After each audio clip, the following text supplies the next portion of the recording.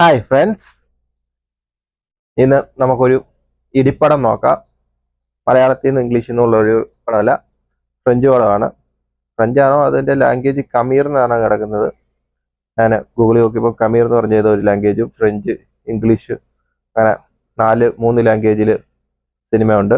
സിനിമയുടെ പേര് jail break എന്നാണ്. ഇതിൽ ഒരുപാട് കുറവ് കാര്യങ്ങളെല്ലാം ഉള്ളൊരു സിനിമയാണ്. പക്ഷേങ്കിൽ ഇതിൽ ഇടി എന്ന് പറഞ്ഞു വരുമ്പോഴത്തേക്കും അത് ഒരൊന്നൊന്നര ഇടി തന്നെ. നമുക്ക് അങ്ങനെ ഓവറായിട്ടോ ഒന്നും തോന്നാത്ത ഒരു ഇടി. ബാക്കിയുള്ള കാര്യങ്ങളെല്ലാം വരുമ്പോഴത്തേക്കും കുറച്ചൊക്കെ ഇതായിട്ട് വരും.